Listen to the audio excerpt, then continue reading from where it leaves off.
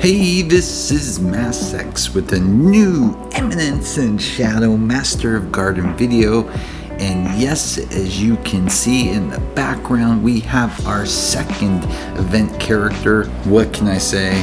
They did it again. Kudos to whoever's doing the art. Perfect. Angel Epsilon. Now, let's look at the character though. We had an interesting character in the first release with Beta, but is Epsilon gonna really live up to at least the hype from the outside? Let's take a look. Well, if we go in and look at the awakening skills, first off we have Awaken Hidden Technique Shiny Memory. It shields damage 200% of skill user's attack of all allies for 15 seconds, further raises the attack by 15% for 15 seconds if 7 shadows, and recovers own HP by 100% of attack. That's nice for a defensive character. Next, for the Awakened skill, Water Barrier plus shields damage 150% of skill user's attack. So basically you're going to really be pushing the attack on this character to take full advantage of these first two skills. Of red elemental allies though that are behind self for 15 seconds, and it raises her own defense by 40% for 10 seconds. The Awakened special ability Perfect Angel. When enemy is stunned by ally, inflicts 100% damage on target enemy.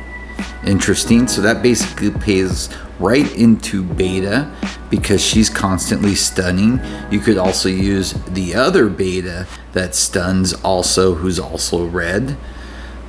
And in the 4th slot is the Magic Gear slot, which is interesting that they put it there instead of 3, which tells me they really want people to at least get to the Awakened Special Ability 3 because of the stun damage. And last but not least, we have Awakened Skill 2, which is Stunning Waves. Inflicts 200% damage on single enemy.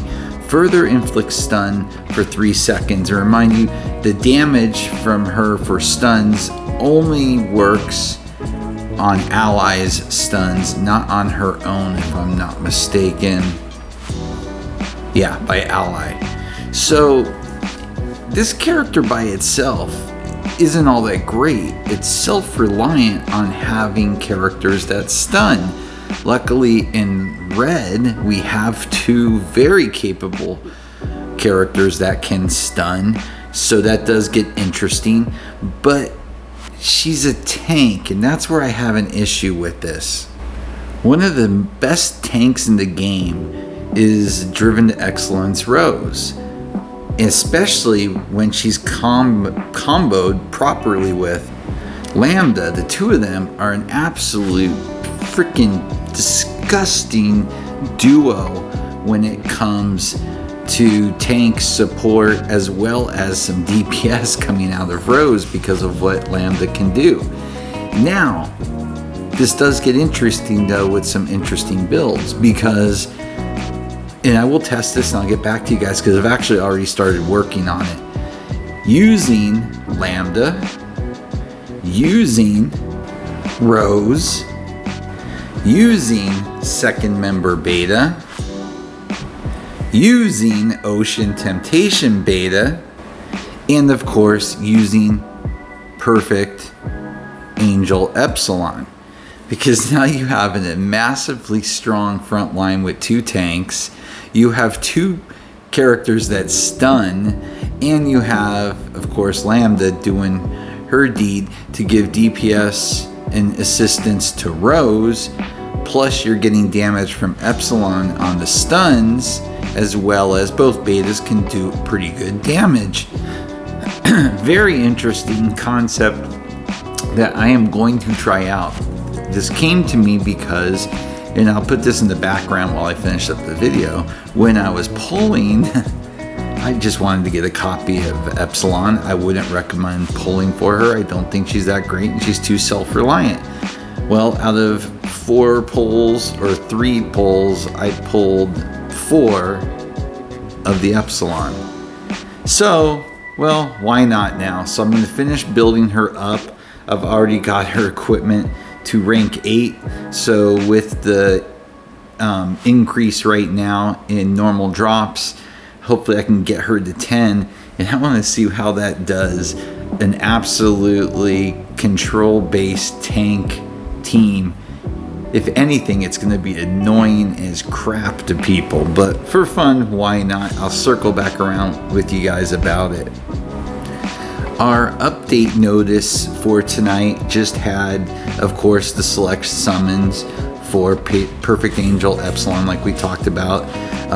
All in the Shadows new is your premium summon, hard skip. You now have, of course, the event pack for Epsilon. You've got the Seven Shadows Chronicles normal quest campaign. The starting time of this campaign was unclear as compensation, blah, blah, blah. 100 stamina will be sent. So we're getting something out of that mess up. And of course, something I will be doing a video on. It will be opening up, I believe, tomorrow or today, matter on when this video drops. We have Dark Knight Dual Coliseum, which looks really interesting. And I would like to get into that, but to me it'd be easier to do a video once it starts and gets to actually play in it and see how all the mechanics work, because it seems pretty self-explanatory. I think it's 15 characters. You go in teams of 5 and you go until elimination, but I would rather just go ahead and go in and play it and then be able to make notes to circle back around. So hopefully this is something that we will see, monthly or weekly, however they want to drop it. But I think it should be a very fun game mode. That's about it. But again, I'm remind you again, 2 times drops for normal quests. That is for 6 days. So take advantage of that. It's always a great time to build when this is going on and maximizing your stamina use. Well, with that, as always, please like and subscribe. Let me know if you're going to go ahead and pull for this character or not. I'm really curious, because to me, this would be normally a hard skip unless you just wanted to grab the character for your collection. Have a great day.